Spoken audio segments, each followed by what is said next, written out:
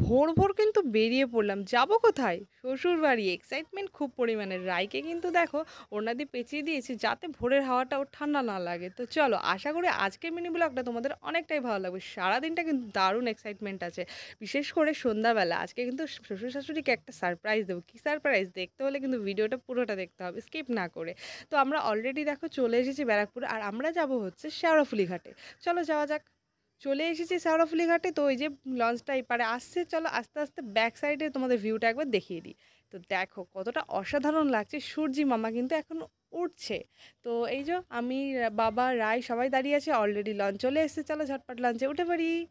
এই যে আমরা লঞ্চে উঠে গেছি, লঞ্চ ছেড়ে দিয়েছে। আর এই যে আমরা তারপরে চলে এলাম কিন্তু স্টেশনেও। স্টেশনে বসে রয়েছে আর বাবা আর রাই বসেনি, দাঁড়িয়েছিল। তো এই করতে করতেই চলে এলো কিন্তু ৫টা ৫৪-তে আমাদের ট্রেন। এই যে আরামবাগ লোকাল। আরামবাগ লোকালে উঠে এই যে আমাদের ট্রেনটা ছেড়ে দিল আর চলো তাড়াতাড়ি করে আমরা চলে যাই আরামবাগ। তো এই যে তারকেশ্বর ঢুকে গেছে গাড়িটা।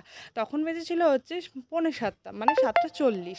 তো চলো এবার তারপর ওখান থেকে ট্রেন ছেড়ে আমরা কিন্তু চলে এলাম আরামবাগে। চলো আরামবাগ থেকে নেমে এবার কিন্তু আমরা পার্সোনাল রিজার্ভ অটো নিয়ে নিয়েছিলাম। তারপরে এই যে একটা দোকান থেকে কেক নিয়ে নিলাম। কেন বলো তো? আজ তো ছিল মা বাবার অ্যানিভার্সারি। আর তারপরে এই যে গোয়ালবাড়িটা পার করে আমরা কিন্তু চলে যাচ্ছি শ্বশুরবাড়ির দিকে। চলো ঝটপট করে যাই, খুব ভালো লাগছে, খুব মজা লাগছে, অনেকদিন পরেই চলে এলাম। তো এই যে ঘরে ঢুকে গেছে। আমার আগে তো রাই অলরেডি চলে এসেছে আর দেখো ঠাম্মির কোলে উঠে মজাই করছে।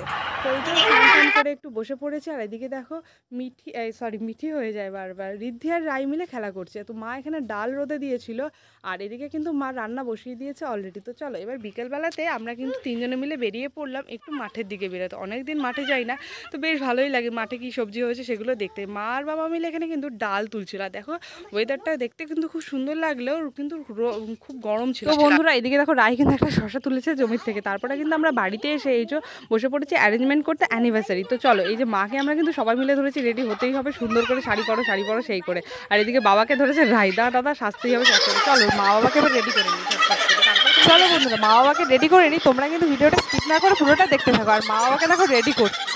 তো তোমরা দেখতে থাকো লাস্টে মা বাবার লুকটা কেমন লাগে।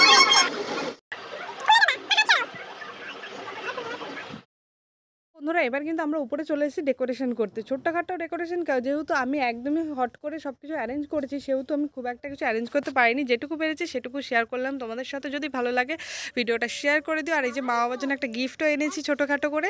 আর এই যে কেক, তো চলো কেকটা রেডি হয়ে গেছে আর এবার বাবা আমাকে আনার পালা। চলো তোমাদেরকে কেকটা একবার দেখিয়ে দিই। এই যে কেকটা কেমন হয়েছে কমেন্ট করে কিন্তু জানিও।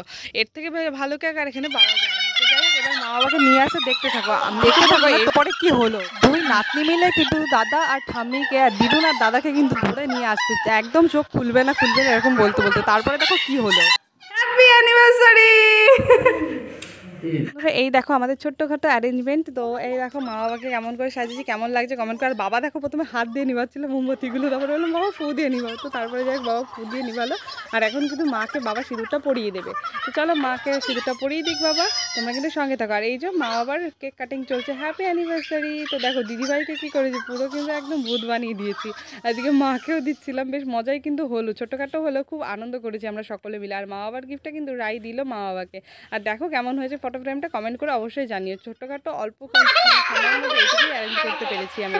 তো সেটুকু দিয়ে চেষ্টা করলাম সবাই মিলে খুব আনন্দ করার। তারপর আমরা নিচে এসেছি, বাবা কিন্তু অলরেডি দেখতে পেয়েছে জামা প্যান্টগুলো লুঙ্গি অলরেডি পরে নিয়েছে। তাও একটু ফটোটা তুলে নিলাম। আর দুই বোনে পড়তে বসে গেছে। তারপরে কিন্তু আমরা খাওয়া দাওয়া করে এখানে ব্লগটা এখানেই শেষ করলাম। মিনি ব্লগটা কেমন লাগলো কমেন্ট করে কিন্তু জানিও।